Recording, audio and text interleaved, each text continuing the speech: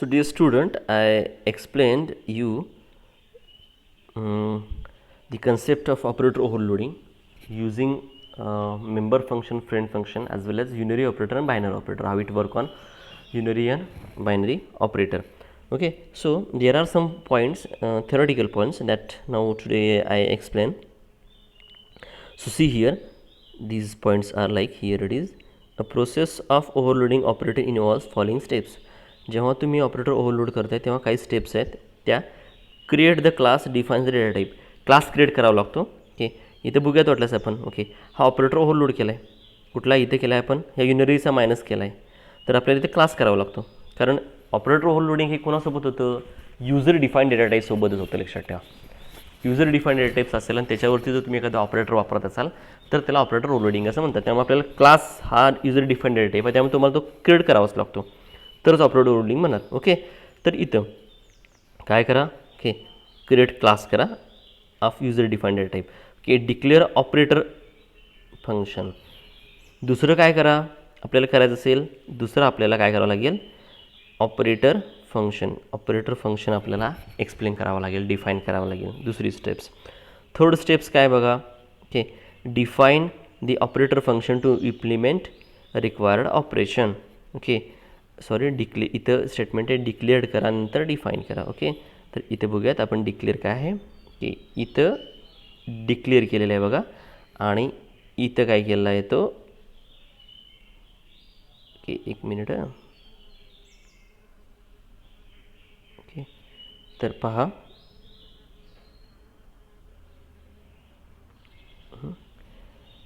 बघा, एक स्टेप परत सांगतो तुम्हाला मी. पहिली स्टेप काय म्हणते, क्लास क्रिएट करा. दुसरी स्टेप काय म्हणते, ऑपरेटर फंक्शन डिक्लेअर करा. आणि तिसरी स्टेप काय म्हणते, तो डिफाईन करा. इथे डिफाईन केला आहे. ओके, इथं तो डिफाईन केला आहे. ओके, या तीन गोष्टी आपल्याला जेव्हा ऑपरेटर ओव्हरलोडिंग करतो तेव्हा आपल्याला या कराव्या लागतात कंपल्सरी. पुढं आहेत बघा पुढच्या गोष्टी, rules. See the rules of operator overloading. Only those operators that are defined in C++ compiler can be used.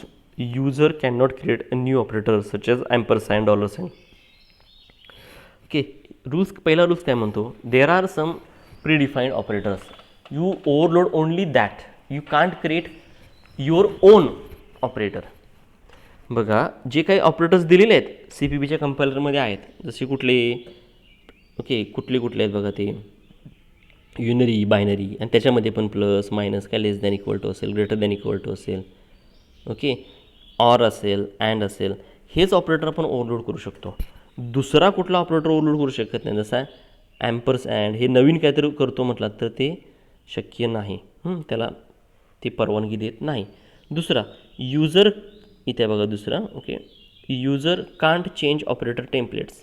Okay, user can't change operator templates, this template is fix. Okay, user ऑपरेटरचं template त्याचं बदलू शकत नाही, त्याची साचेबद्धता जी आहे ते बदलू शकत नाही. जसं प्लस ऑपरेटर जे आहे हे, ओके, इन्क्रीमेंट करण्यासाठीच वापरण्यात येणार, मायनस हे डिक्रीमेंटसाठीच आणि युनरीसाठीच वापरण्यात येणार. जर तुम्ही प्लसचा उपयोग करून तुम्ही वेगळं काहीतरी करतो म्हटलं, म्हणजे बायनरीसाठी काम करतो म्हटलं, तर ते तुम्ही बदलू शकत नाही.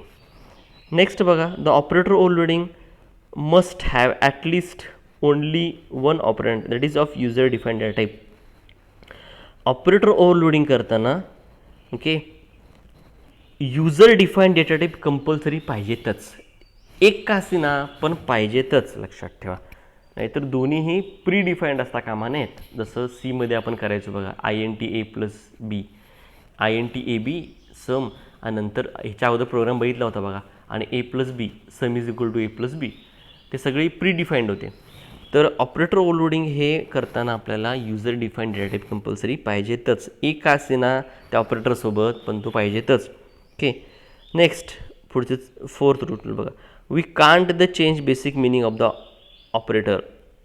Okay, basic meaning of an operator, of इथे अन पडले, of an operator. Okay, we can't redefine plus operator to subtract one value to another value. बघा, जे मिनिंग आहे ऑपरेटरचं, कुठल्याही मिनिंग, म्हणजे लाईक जसं प्लस आहे तर प्लसचं तुम्ही मिनिंग जे आहे ॲडिशनसाठी आहे ते ॲडिशनसाठीच करायचं. नंतर तुम्ही ऑपरेटर ओव्हरलोड करताय ती त्याचं फंक्शन डिफाईन करताय म्हणजे एक्सप्लेन करताय, याचा अर्थ त्या फंक्शनमध्ये प्लस तुम्ही मायनस करू शकत नाही, लक्षात ठेवा. त्याचं जे मिनिंग आहे ते तुम्ही आहे तसंच ठेवायचं, ते बदलता कामा नये. ओके, पुढं there are some operators that cannot overloaded. इथे काही ऑपरेटर्स आहेत बघा सी पी पीमध्ये जे आपण ओव्हरलोड करू शकत नाही, जे सुरुवातीलाच मी तुम्हाला बोललेत बघा, इथं आहेत ते सुरुवातीलाच इथे दिलेत. Okay, so these all are the operators you can't overload. Okay, CPP can't allow to overload these operators. Okay, next there are some, okay, put the next sixth number. This is unary operator overloaded by using member function. Okay, member function can take no explicit argument and no returns value, but those overloaded by means of friend function takes one argument. Okay, आता हा rules बघा unary ऑपरेटरचं. इथं हे example आहे unary ऑपरेटरचं बघा, unary ऑपरेटरचं example आहे. ठीक आहे, इथं बघा या एक्झाम्पलमध्ये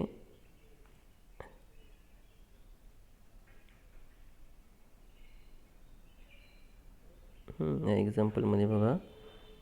okay, unary operator using member function हे आहे एक्झाम्पल. जेव्हा युनरी ऑपरेटर तुम्ही युझिंग मेंबर फंक्शन देत आहे बघा, मुद्दाम लिहिले म्हणून इथे युजर मेंबर फंक्शन.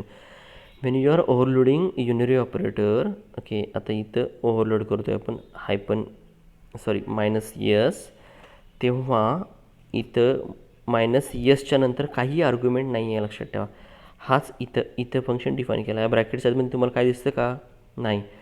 हे लक्षात ठेवा चांगलं. युनरी ऑपरेटर जेव्हा आपण ओव्हरलोड करतो युझिंग मेंबर फंक्शन, तेव्हा एकही आर्ग्युमेंट नसतं, एकसुद्धा आर्ग्युमेंट नसतं. Unary operator using member function overload करताना एकही आर्ग्युमेंट नसतं.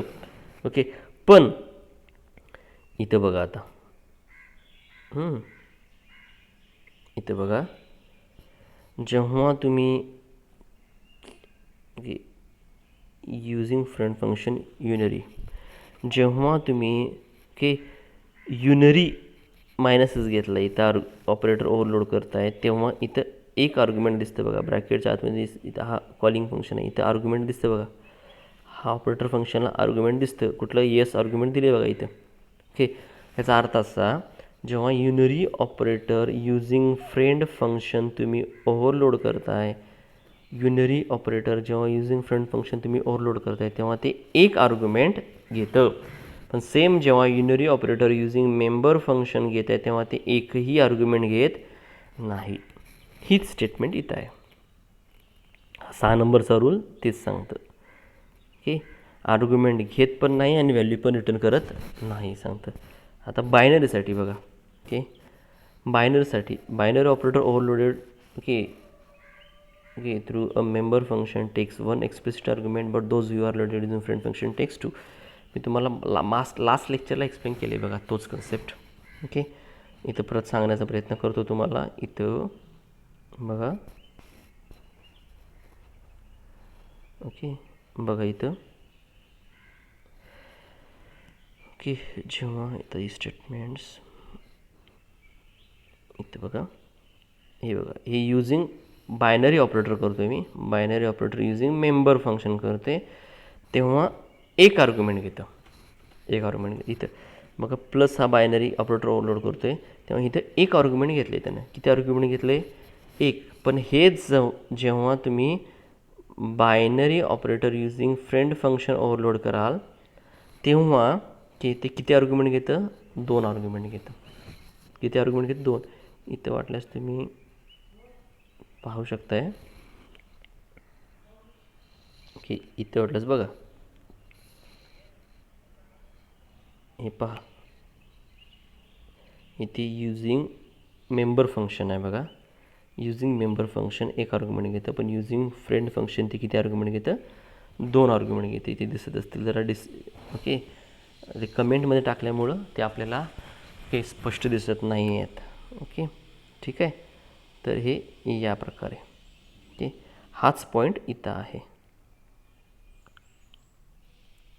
Okay, binary operator. Okay, same पुढचा हा बघा लेफ्ट हँड साईड, हे पण मगाशी तुम्ही एक्सप्लेन केलं आहे मी.